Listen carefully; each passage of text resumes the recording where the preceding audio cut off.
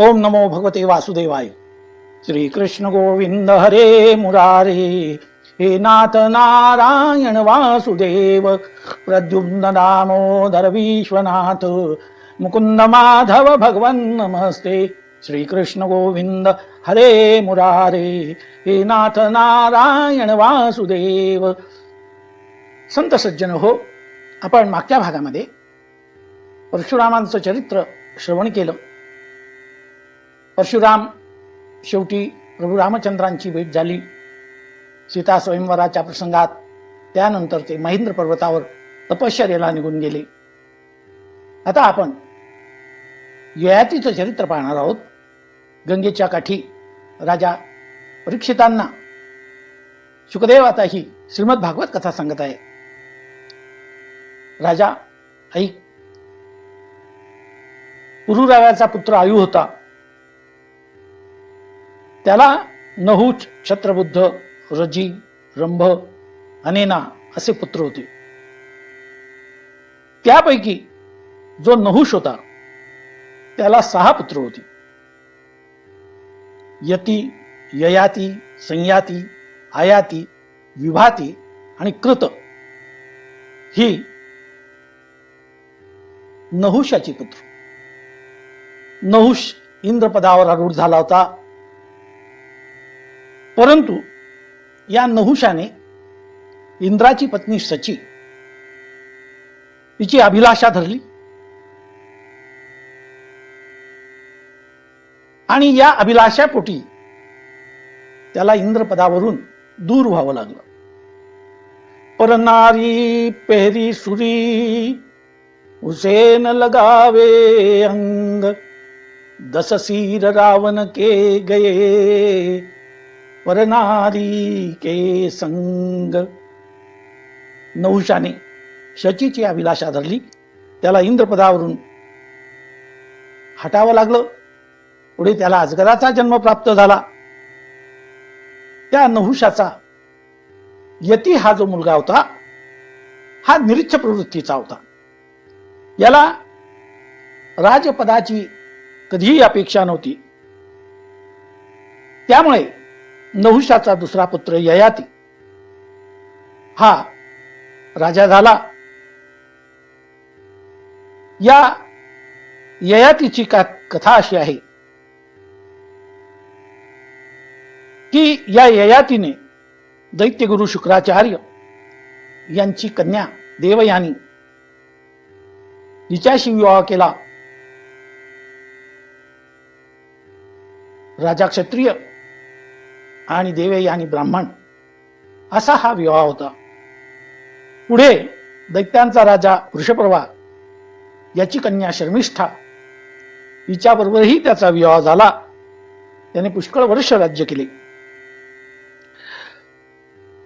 ह्या वृषपर्व्याची कन्या शर्मिष्ठा ही मोठी गर्विष्ठ होती. कारण तो दैत्यांचा राजा होता. शुक्राचार्य हे पुरोहित होते दैत्यांचे. एकदा असं झालं, वनविहार करण्यासाठी त्या सर्व मुली मैत्रिणी सहित एका उद्यानात गेल्या. शुक्राचार्यांची कन्या देवयानी सुद्धा तिथे होती आणि त्या सर्वजणी त्या सरोवराच्या काठावर आपली वस्त्र ठेवून त्या स्नानासाठी सरोवरात उतरल्या. त्याच वेळेस भगवान शिवपार्वती त्या उद्यानातून नंदीवर आरूढ होऊन विहार करीत पुढे जात होते. भगवान शिवपार्वतीला पाहिल्यानंतर सर्वजणी आपापल्या वस्त्रे घेण्यासाठी धावल्या.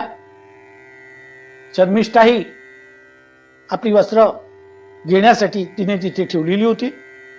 तिथे घेण्यासाठी धावली आणि तिथे थोडी गडबड झाली. तिने स्वतःची वस्त्र न लेवता देवयानीची वस्त्र घेतली आणि त्या वस्त्रांवरून दोघांमध्ये एक प्रकारचा वादावादी निर्माण झाली. त्या दोघी भांडू लागल्या. देवयानीने आपली वस्त्र तिच्या हातातून हिसकवली. त्या गडबडीमध्ये भगवान शिव आणि पार्वती निघून गेले आणि त्यांच्या जवळ जाण्याचा जी काही संधी होती ती त्यांना मिळाली नाही. देवयानीने शर्मिष्ठेचा अपमान केला, कारण शर्मिष्ठा गर्विष्ठ आणि पुन्हा राजाची कन्या, देवयानी शुक्राचार्यांची कन्या, त्या दोघी भांडू लागल्या. दोघांनीही एकमेकांचा अपमान केला आणि त्या शर्मिष्ठेने देवयानीचे वस्त्र ओढले आणि तिला तिथे विहीर होती जवळ त्याच्यात ढकलून दिलं. वस्त्रहीन अवस्थेमध्ये ती विहिरीमध्ये पडली आणि शर्मिष्ठा आणि तिच्या मैत्रिणी तिथून तिला एकटीला, देवयानीला एकटीला त्या विहिरीत सोडून निघून गेल्या. विहीर फार खोल नव्हती, तरी पण देवयानीला वरती चढून येणं शक्य नव्हतं. दुसऱ्या कोणाची तरी मदत हवी होती. मदतीशिवाय तिला बाहेर निघता येत नव्हतं.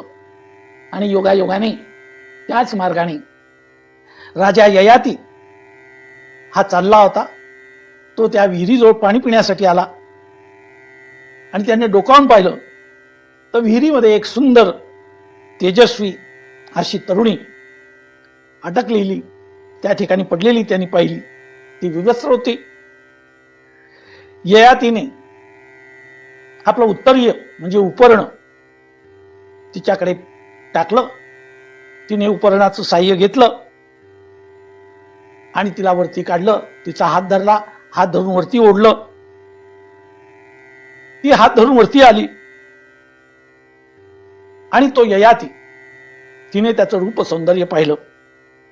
अत्यंत सुंदर, आकर्षक, बलशाली, तरुण आणि विशेष म्हणजे राजा. ययातीला पाहिलं, तिने पाहिलं की वा रे वा, हा किती उदात्त मनाचा आहे. तिने मनापासून त्याला त्या ठिकाणी तिला आवडला होता. तिचं मन त्याच्यावर जडलं. ती म्हणाली, महाराज, आपण मला या संकटातून बाहेर काढलं आणि वरती काढताना तुम्ही माझा हात घेतला, आपल्या हातात घेतला. आता मी हा तुमच्या हातात दिलेला माझा हात इतरांच्या कोणाच्याही हातात देणार नाही. तुम्ही माझं पाणी ग्रहण केलेलं आहे. मला मान्य आहे, मी ब्राह्मण आहे, आपण क्षत्रिय आहात, परंतु मला ही गोष्ट मान्य आहे आणि मला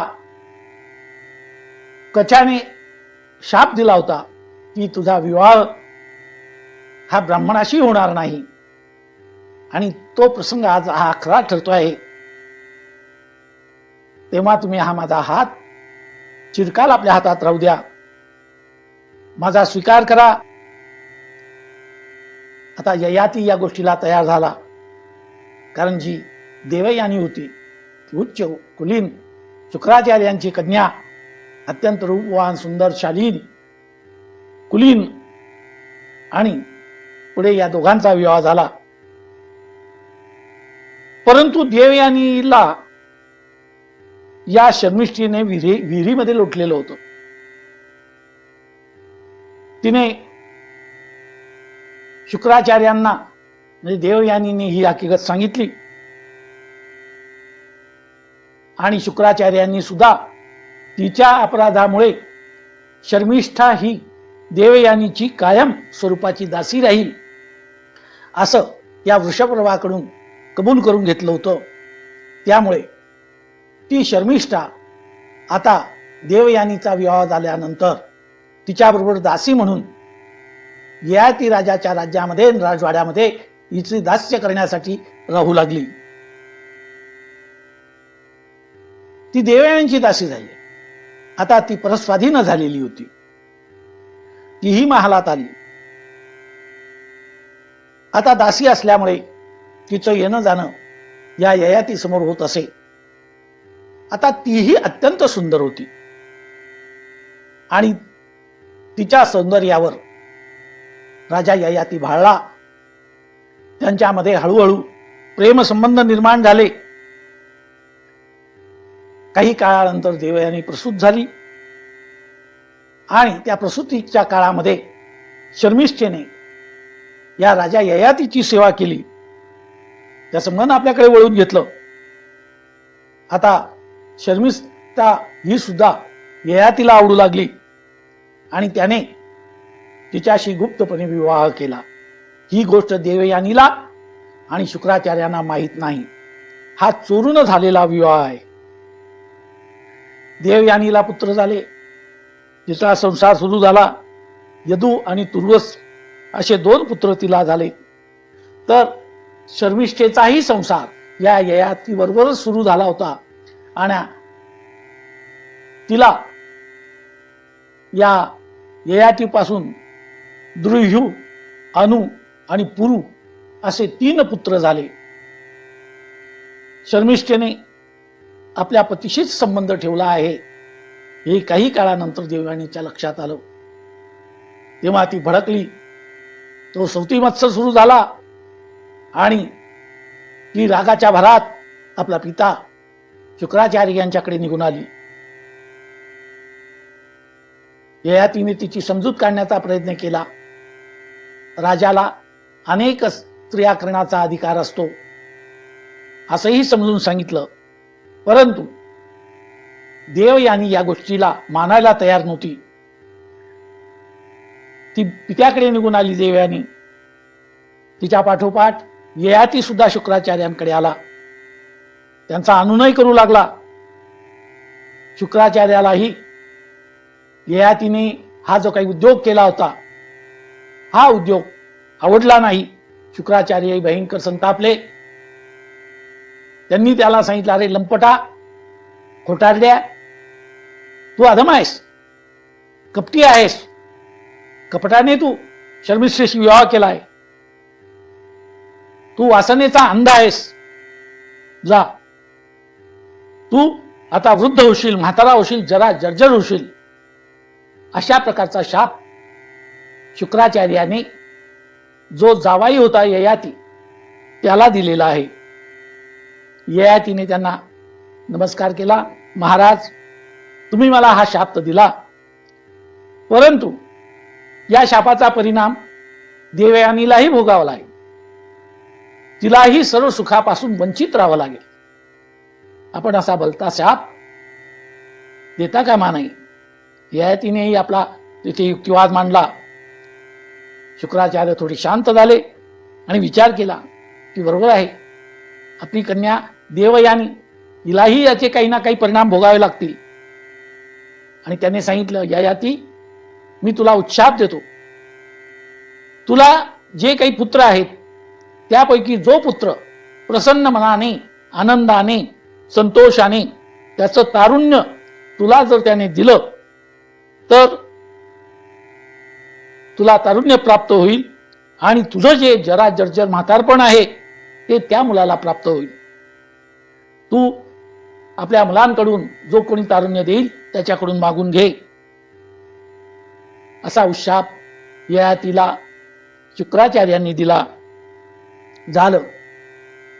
ययाती घरी येऊ लागला. वाटेवरच शापाचा परिणाम झाला. ययाती जरा जर्जर झाला, अतिवृद्ध झाला. घरी आला. आपल्या मुलांनी पाहिलं की आपला बाप इतका जरा जर्जर झालेला पाहिला. सगळ्यांना दुःख झालं की अरे अरे भलतंच काहीतरी घडून गेलं. परंतु ययातीने उशापाचीही बातमी सांगितली की हे पुत्रांनो, जो कोणी तुमच्यातला कोणी एखादा प्रसन्न मनाने, संतोषाने, आनंदाने जर त्याचं तारुण्य मला देईल तर मी पुन्हा तरुण होईल आणि त्या बदल्यामध्ये माझं वार्धक्य, वृद्धपण त्याला प्राप्त होईल. अशी ही अदलाबदली ज्याला आपण म्हणतो ती केली तर मी पुन्हा तरुण होईल. आता तुमच्यातला कोण तयार आहे ते पहा. मी बाप, पिता तुम्हा मुलांकडे तारुण्याची मागणी करतो आहे. सर्व मुलांनी एकमेकाच्या तोंडाकडे पाहिलं. आता कोण देणार? आणि त्या पित्याचं एवढं घाणेरडं दिसणार तर जरा जर्जर रूप कोण घेणार आहे? ते जे काही पुत्र होते त्याच्यातले फक्त पुरू त्या ठिकाणी उभा राहिला आणि बाकीच्यांनी सरळ त्यांनी पाय काढता घेतला. पुरूने आपली पितृभक्ती दाखवली, हात जोडले. पिताश्री, मी माझं तारुण्य तुम्हाला देतो आहे आणि तुमचं वृद्धपण कायमचं मी माझ्याकडे घेतो आहे. आणि आपल्या पित्याला पुरूने उभ्या आयुष्य संपूर्ण दान, पित्याला आयुष्याचं तारुण्य आणि दान देऊन दिलं. आता पुरू एका क्षणामध्ये वृद्ध झाला, जरा जर्जर झाला आणि ययाती चिरतरुण राहिला. त्याला पुन्हा तारुण्य प्राप्त झालं. परंतु पुरू प्रसन्न होता की त्यालाही वाईट वाटलं की अरे मुलगा इतका म्हातारा. परंतु त्याने जो पुत्र पित्याच्या मनातलं ओळखून वागतो तो श्रेष्ठ पुत्र आहे, तो उत्तम पुरुष आहे, तोच खरा उत्तम पुत्र. जो पित्याने एखादी आज्ञा केली आणि मग त्याचं अनुसरण करतो तो मध्यम स्वरूपाचा, आणि जो पित्याने आज्ञा केली पण अजिबात ऐकत नाही तो अधम स्वरूपाचा असा पुत्र असतो. पुत्राने आपला धर्म हा निभवला पाहिजे. पित्याच्या संकटकाळी पित्याला मदत केली पाहिजे. पित्याची मागणी त्याने पूर्ण केली पाहिजे. मी माझा धर्म पाळलेला आहे, मी तुम्हाला माझं तारुण्य बहाल केलेलं आहे.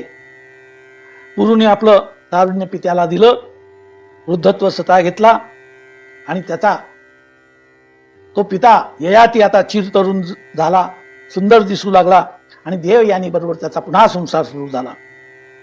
अनेक वर्ष त्याने राज्य भोगली. पण हे संसाराचं सुख कधी समाधान प्राप्त करून देत नाही. एवढंही सुख भोग तो घेत होता परंतु मनाची तृप्ती काही होत नव्हती. त्याने 1 सहस्त्र वर्ष सुखाने तो जगला आणि एक दिवशी त्यालाच वाटू लागलं, त्याच्या मनाने विचार केला, त्याची आत्मज्योत पेटली, स्वतः आत्मचिंतन करू लागला. तेरा मन दर्पण कहलाए. त्याने आपल्या मनरूपी दर्पणातच आरशातच आपलं मुख पाहिलं. तो चिंतन करतोय आणि त्याला असं वाटू लागलं, पुरे पुरे हा संसार कर्म बळीवंत दुस्तर, राहो निधी स्थिर एके ठाई निश्चळ. अनेक बुद्धीचे तरंग क्षणा क्षणा पालटती रंग, धरू जाता याचा संग तव तव होतो बाधक. विषय वासना संपत नाही, त्यांची तृप्ती कधीच होत नाही. आगीमध्ये तूप टाकावं पण तुपामुळे अग्नी विझत नाही तर उलट भडकतच राहतो. आणि त्या ययातीच्या मनामध्ये वैराग्य निर्माण झालं. हे वैराग्य जे आहे आता याला ज्ञान वैराग्य म्हणतात. चिंतनातून निर्माण झालेलं हे वैराग्य आहे. ते हे विषयीचे वैराग्य जे आत्मलाभाचे लाभ इडे ब्रह्मानंदा योग्य जीव होती. ययाती आता त्याच्या मनामध्ये पूर्णपणे विरक्ती आली. त्याने आपले विचार देवयानीला सांगितले आणि देवयानी, आता आपण निवृत्त झालं पाहिजे. आता पुन्हा वृद्धत्व आणि तारुण्य याची अदलाबदल केली पाहिजे. पुरूला पुन्हा ययातीने आपलं तारुण्य दिलं, जे मूळ पुरूचंच होतं त्याला पुरूला परत केलं आणि त्याचं शापाने मिळालेलं वृद्धत्व या ययातीने स्वीकार केलं. आणि आता हा तरुण पिता ययाती आणि समोर उभा असलेला वृद्ध पुत्र, आता हा तरुण असलेला पिता आपल्या त्या वृद्ध पुत्रापुढे वृद्धत्वाची भीक मागतोय. गुरु, तू धन्य आहेस, दे आता मला माझं वृद्धत्व. हे तारुण्य तू परत घे. गुरुने नमस्कार केला, वृद्धत्व पित्याला दिलं, तारुण्य घेतलं. पुरु हा त्याच्या त्यागामुळे या भारतीय संस्कृतीमध्ये अमर ठरलेला आहे. आता इथे जे वैराग्य निर्माण झालं ययातीला, भोग भोगून त्याला जे निर्माण झालेलं वैराग्य आहे ते वैराग्य महत्वाचं आहे. आणि स्थिर बुद्धी असलेला हा जो गुरु आहे त्याची त्याच्यातून स्थिर बुद्धी आणि त्याच्या कर्तव्याची जाणीव या दोघांचं दर्शन आपल्याला या ययातीच्या जीवनावरून समजत आहे. पुढे ययातीने आपल्या मुलांना राज्य वाटून दिलं, सर्व प्रकारची आसक्तीचा त्याग केला आणि शेवटी योगाभ्यास करून ययाती परमगतीला केलेला आहे. देवयानी सुद्धा शेवटी सुद्धा ती परमगतीला पोहोचलेली आहे. श्री कृष्ण गोविंद हरे मुरारे, हे नाथ नारायण वासुदेव, प्रद्युम्न दामोदर विश्वनाथ, मुकुंद माधव भगवन नमस्ते. आता दुष्यंत आणि शकुंतला यांची कहाणी आपण श्रवण करणार आहोत. शुकदेव ही कहाणी सांगतायत राजा परीक्षिताला आणि तीच कथा सूत महाराज शौनिकादिक ऋषींना सांगतायत नैमिषारण्यामध्ये. राजा ऐक, या पुरुच्या वंशात अनेक थोर असे राजे होऊन गेले. पुढे याच वंशामध्ये दुष्यंत नावाचा राजा झाला. तो दुष्यंत काही कारणाने एकदा आपल्या सैन्यासह वनात गेला. एका सुंदर उपवनामध्ये त्याने प्रवेश केला. त्या उपवनामध्ये सुंदरसा असा एक आश्रम होता. फुलांनी फळांनी दवरलेली वृक्षवेली लता, सुंदरशे पशु पक्षी, मोर, रावे, चिमण्या, हंस, कोकिळ अशा प्रकारचे पक्षी त्या ठिकाणी विहार करीत होते. आश्रम अत्यंत सुंदर आणि रम्य दिसत होता. श्रमपरिहार करावा म्हणून हा दुष्यंत त्या आश्रमामध्ये त्याने प्रवेश केला. आश्रमात कोणीही नव्हतं. तिथे फक्त त्याला एक दैवी सौंदर्याने नटलेली संपन्न अशी तरुणी दिसली. ती मृत्यूलोकातली आहे असं वाटत नव्हतं. ती कोणीतरी स्वर्गातलीच एक अप्सरा आहे असं त्यांना वाटत होतं. तिचा पाहता क्षणी राजाची नजर तिच्यावर खेळली. राजाचं प्रेम जडलं. तो योग खरा हट योग, प्रीतीचा रोग जडला जयाला, अशी अवस्था त्या दुष्यंताची झाली. एकमेकाची चौकशी झाली, विचारलं, दोघांचं बोलणं झालं. राजाने आपला परिचय करून दिला की मी दुष्यंत आहे, या राज्याचा अधिपती. तेव्हा ती सांगते की महाराज, आता माझा परिचय आहे का? मी विश्वामित्र यांची कन्या आहे. जी माझा जन्म विश्वामित्रांना एका अप्सरेपासून माझा जन्म झालेला आहे. मी त्यांची सुकन्या आहे. विश्वामित्र आणि अप्सरा मेनका यांची मी कन्या आहे. हे इथे तुम्ही जे काही आलेले आहात, हा कण्व मुनींचा आश्रम आहे. मी त्यांची धर्मकन्या आहे. त्यांनी माझं आपल्या कन्येच्या प्रमाणे, पोटच्या मुलीप्रमाणे पालन पोषण केलेलं आहे. मी ब्राह्मण नाही, कारण विश्वामित्र एक क्षत्रिय होते, त्यामुळे मी सुद्धा क्षत्रिय आहे. तेव्हा दुष्यंतही सांगतात, मी पुरुवंशाचा राजा आहे. आता माझं मनही तुझ्याकडे वळलेलं आहे. त्या कन्येने आपलं नाव शकुंतला असं सांगितलं. परंतु राजाचा जेव्हा प्रवेश झाला तेव्हा मात्र कण्व मुनी त्या आश्रमात नव्हते आणि राजा तर अत्यंत अधीर झालेला होता. कण्व मुनींच्या येण्याची तो वाट पाहू शकत नव्हता. दोघांनी गांधर्व पद्धतीने तिथे दोघांचा विवाह झाला. काही काळानंतर कर्ममुनी त्या आश्रमात आले. त्यांना हा सर्व वृत्तांत समजला. धर्मपिता म्हणून त्यांनी यांच्या गांधर्व विवाहास, शकुंतला आणि दुष्यंत यांच्या गांधर्व विवाहास मान्यता दिली. तो सुयोग्य असा विवाह होता. निसर्ग धर्माप्रमाणे या शकुंतलेला गर्भ राहिला. या सुमाराला तिच्या गर्भावस्थेत असतानाच हा दुष्यंत आपल्या राज्याला किंवा आपल्या राज्यामध्ये निघून गेला. पुढे ती प्रसूत झाली. तिला पुत्र झाला.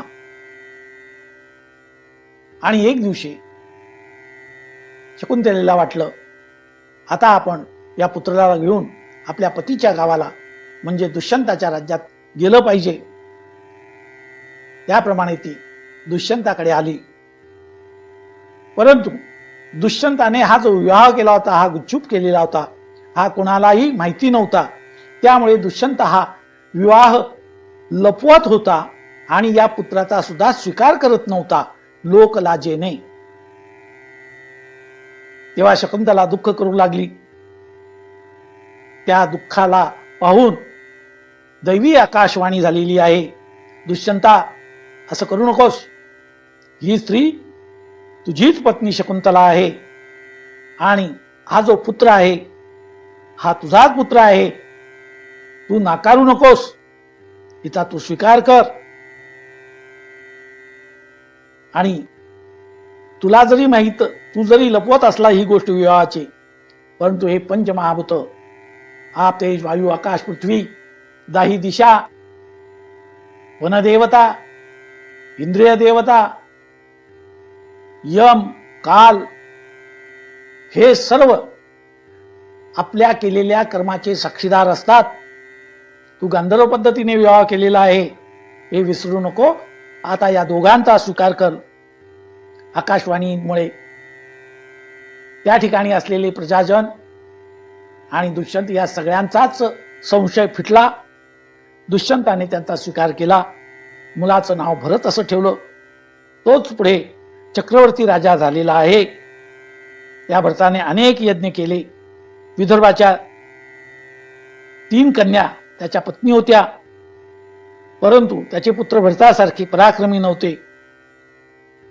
पुढे भरताने मनुतस्तोम नावाचा यज्ञ केला.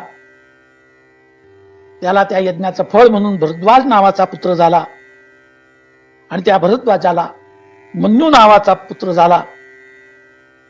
त्या मन्यूच्या वंशातच म्हणजेच या भरताच्या वंशात पुढे रंतीदेव हा राजा झालेला आहे. तीही कथा श्रवण करण्यासारखी आहे. श्री कृष्ण गोविंद हरे मुरारे, हे नाथ नारायण वासुदेव. श्री कृष्ण गोविंद हरे मुरारे, हे नाथ नारायण वासुदेव. आता शुकदेव पुन्हा मन्युपुत्र रंतीदेवाची कथा राजा परीक्षिताला सांगतायत. राजा परीक्षित ऐक. या मन्यूचा नातू संस्कृती या नावाचा होता. त्याला 2 पुत्र होते, एक गुरु आणि रंतीदेव. म्हणजे भरताच्याच वंशातली ही गोष्ट आहे. त्यातला रंतीदेव हा अत्यंत विरक्त होता. निष्काम, विरक्त, निरीच्छ. त्याची विरक्ती ही लोकविलक्षण होती. काही उद्योग न करता जे काही प्राप्त होईल त्याच्यात तो संतोष मानत होता आणि जे काही मिळेल ते सुद्धा दानामध्ये देऊन टाकत होता. खेविले अनंते तैसेची राहावे, चित्ती असू द्यावे समाधान. घालून या भार राहिलो निश्चिंती, निर्वेले संती विठोबासी. तुका म्हणे घालू तयावरी भार, वाहू हा संसार देवापायी. अशी त्याची ती अवस्था होती. रंतीदेव कोणत्याही गोष्टीचा संग्रह करत नसे, कोणाकडे काहीही मागत नसे. त्यामुळे त्याचं धन लवकरच संपून गेलं. पण तो अत्यंत धैर्यवान होता. तो आपल्या कुटुंबासहित अत्यंत संतुष्टपणे जीवन जगत होता. एकदा त्याच्यावर अशी वेळ आली की खूप दिवस झाले, परंतु त्याच्या घरात अन्न पाणी नव्हतं आणि अन्नाशिवाय त्याला ते दिवस काढावे लागत होते. त्याची ती अवस्था पाहून कोणाला तरी दया आली. त्या व्यक्तीने त्याला आपणहून तूप, खीर, हलवा आणि पाणी आणून दिलं की महाराज, इतके उपाशी राहू नका, हे घ्या, आम्ही आपल्याला हे प्रेमाने देत आहोत. रंतीदेवाने त्याचा स्वीकार केला. बऱ्याच दिवसापासून कुटुंबियांना भोजन नव्हतं. ते सर्व एकत्रित बसले, एका जवळजवळ सगळे बसले आणि ते भोजन आता वाढणार, ताटं तयार होती. तितक्यात एक भुकेलेला दरिद्र ब्राह्मण त्यांच्या दारात येऊन ओम भवती भिक्षां देही असं म्हणून त्याने तो गजर केला. विनंती केली, रंतीदेवा, मी उपाशी आहे, मला काही खायला दे रे. मोठ्या आशेने मी तुमच्या घरी आलेलो आहे. रंतीदेवाचं कुटुंब एकमेकाच्या मुखाकडे पाहू लागलं. त्यांनी जे पानावर अन्न भोजनासाठी घेतलं होतं ते अन्न समोर आहे, पण हे अन्न दारात भुकेलेला याचक आहे, तो भुकेलेला असताना आपल्या पोटात कसं जाईल?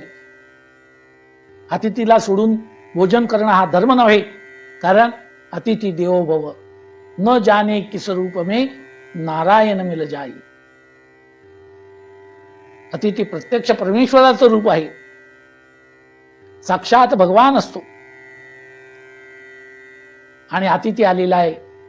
आज आपलंही भाग्य असं आहे की आपण अतिथीला चांगल्या भोजनाचं दान देऊ शकतो आणि अतिथी सुद्धा भाग्यवान आहे की त्याला आपल्याकडून चांगल्या भोजनाचा लाभ होणार आहे.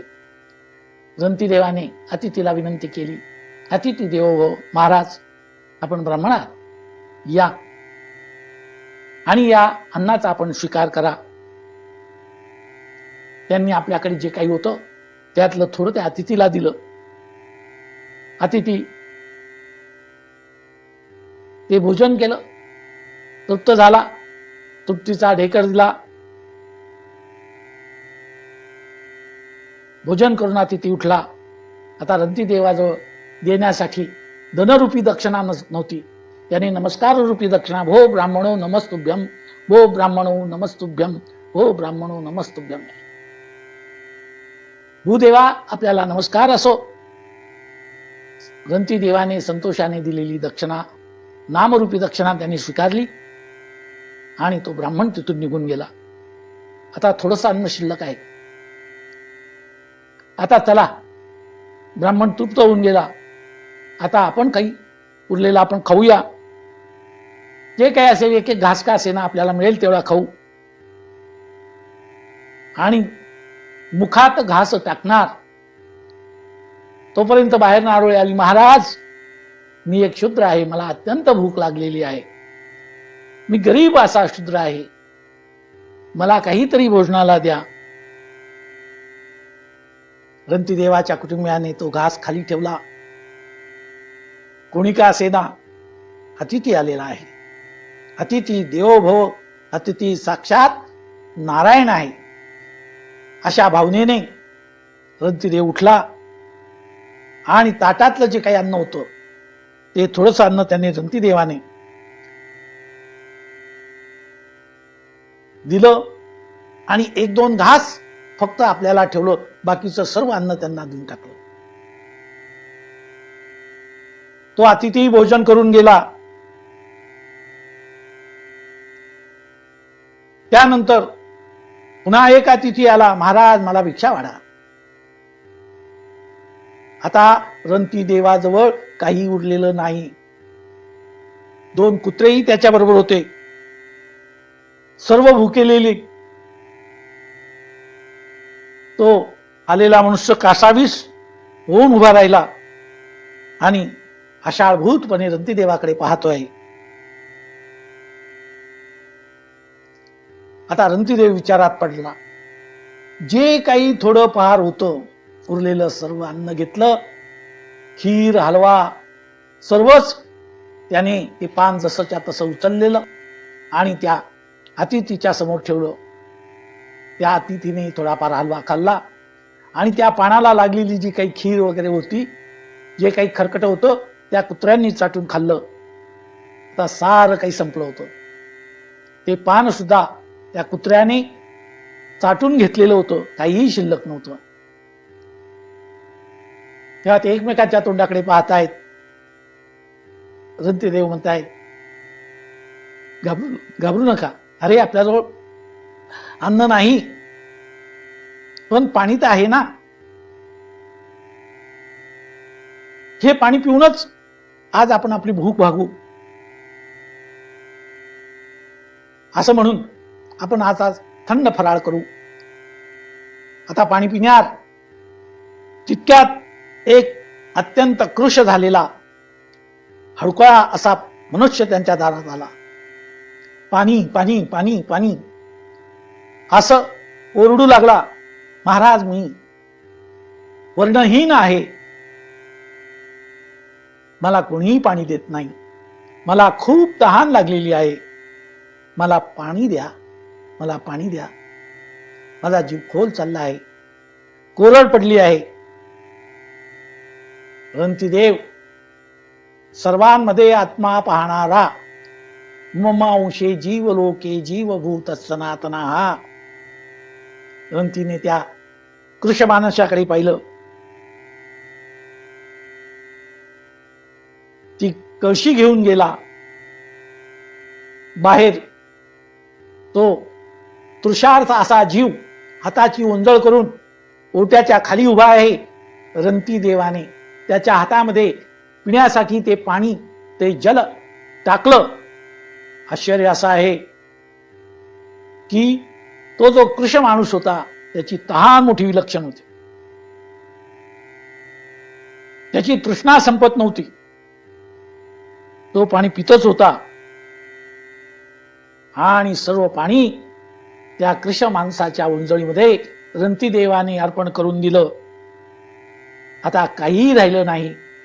रंतीदेवाने त्याला वंदन केलं, अतिथी देवो भव. आणि त्याच वेळेस त्या पुरुषाचं रूप नष्ट होऊन तिथे चतुर्भुज भगवान उभे राहिले. सशंख चक्र सकिरीट कुंडल सपीत वस्त्र सरसीरुहे क्षणम सहार वक्षस्थल कौस्तुभम नमामि विष्णुम शिरसा चतुर्भुजम.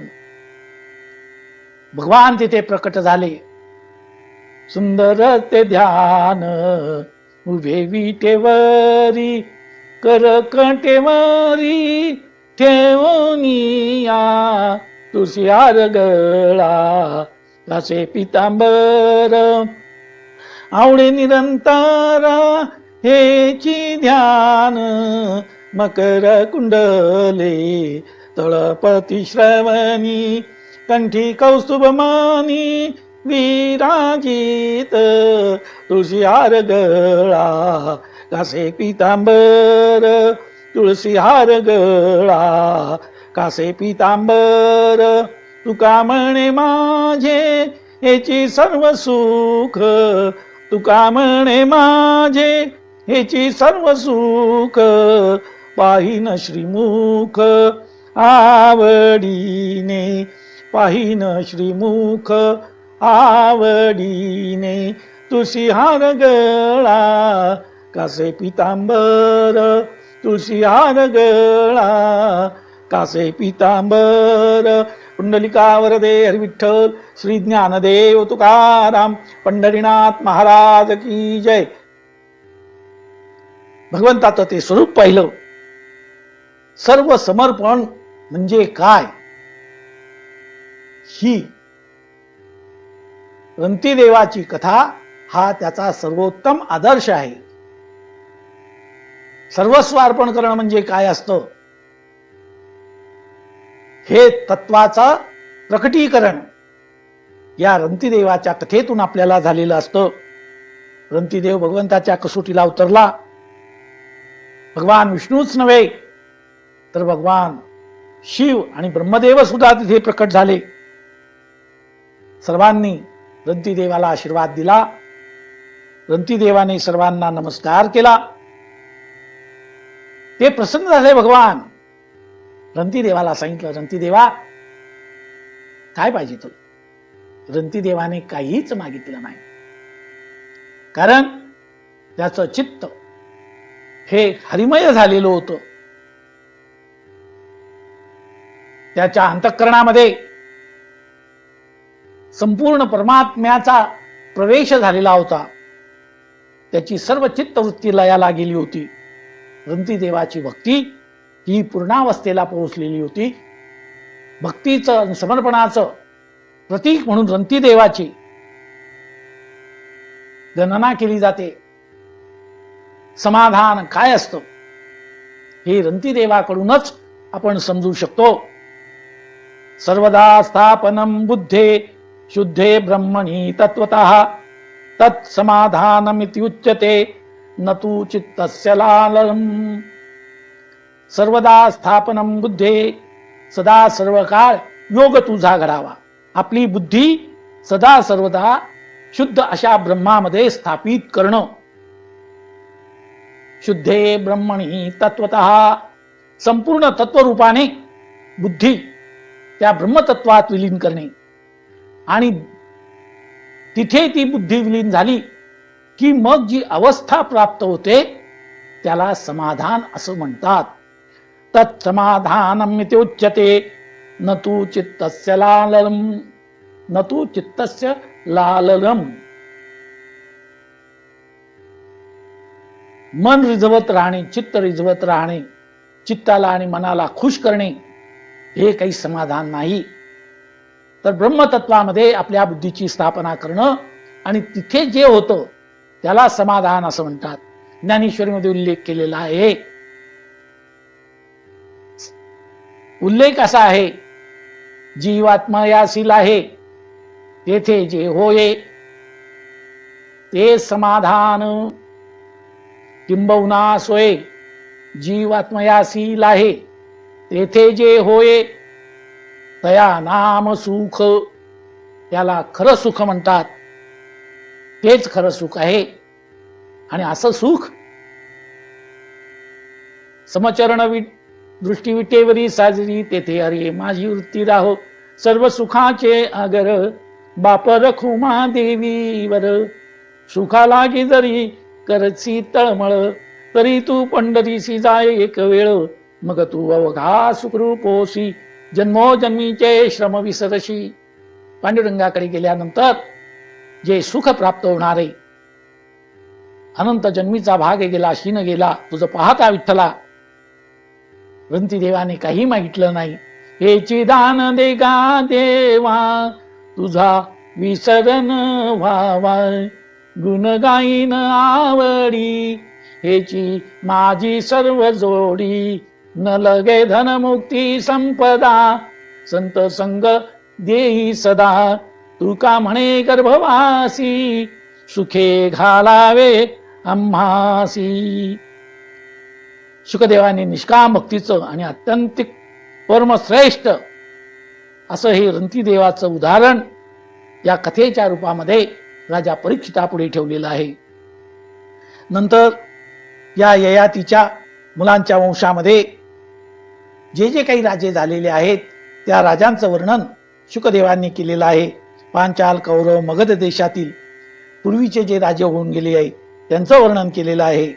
यदू, तुर्वसू यांच्या वंशाची माहिती सांगितली आहे. यदुकुळात वृष्णी, अंधक, सात्वत या पुत्रांपासून झालेली वंशवृद्धी, उग्रसेन, देवक यांचा जन्माचं वर्णन केलेलं आहे. वसुदेवाचा जन्म याच यदुकुळात झाला त्याची माहिती सांगितली. आणि पूर्वीच्या अनेक पिढ्यांच्या वंशाची आणि राजांची वर्णनं शुकदेवांनी राजा परीक्षिताला वर्णन केलेली आहे. ती सर्व जशीच्या तशी माहिती सुतांनी जी ऐकलेली होती तीच त्यांनी शौनिकांना सांगितलेली आहे.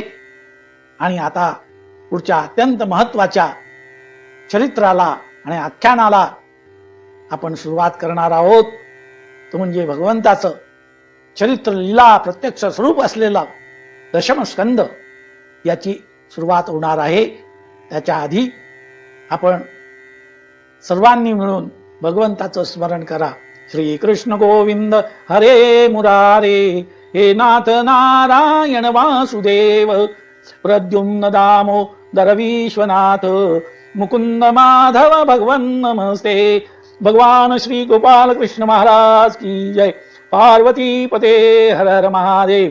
सीताकांत स्मरण जय जय राम. गंगा माता की जय. भारत माता की जय. नमो नारायण, नमो नारायण, नमो नारायण.